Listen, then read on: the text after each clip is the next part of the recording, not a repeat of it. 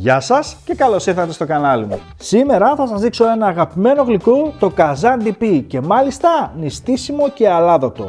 Πραγματικά θα το φτιάχνετε και εκτός νηστείας. Είναι πολύ ελαφρύ και πολύ γευστικό. Σε μια κατσαρόλα ρίχνουμε 1,5 λίτρο ρόφημα καρπός αμύγδαλο χωρίς ζάχαρη όλυμπος, 300 γραμμάρια ζάχαρη, 2 βανιλίνες και ανάβουμε τη φωτιά. Στα 500 ml ρόφημα καρπός αμύγδαλο χωρίς ζάχαρη όλυμπος που περίσσεψαν, ρίχνουμε 170 γραμμάρια corn flour και ανακατεύουμε πολύ καλά να διαλυθεί. Αφού έχω ανακατέψει πάρα πολύ καλά, ρίχνω το κρύο μείγμα μέσα στο ζεστό και ανακατεύουμε συνεχώς πάνω στη φωτιά μέχρι να πήξει κρέμα.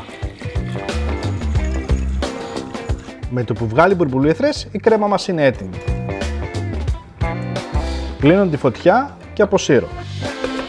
Σε ένα τηγάνι 24x26 εκατοστά ρίχνω 120 γραμμάρια ζάχαρη άχνη. Κουνάω λίγο να πάει σε όλη την επιφάνεια. Προσθέτουμε όλη την κρέμα με μια κουτάλα σιγά σιγά πάνω από τη ζάχαρη άχνη μέχρι να καλυφθεί.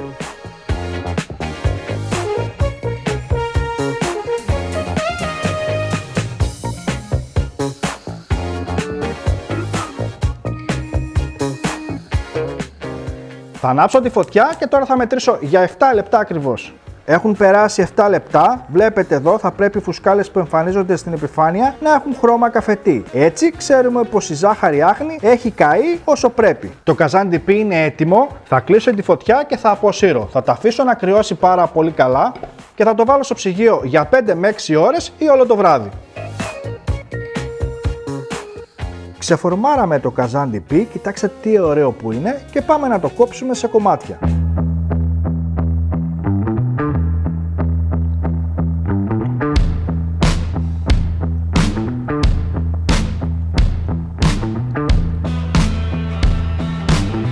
Να το φτιάξετε αυτό το νηστίσιμο καζάν ντιπί. Μέχρι την επόμενη συνταγή, να περνάτε καλά. Γεια σας.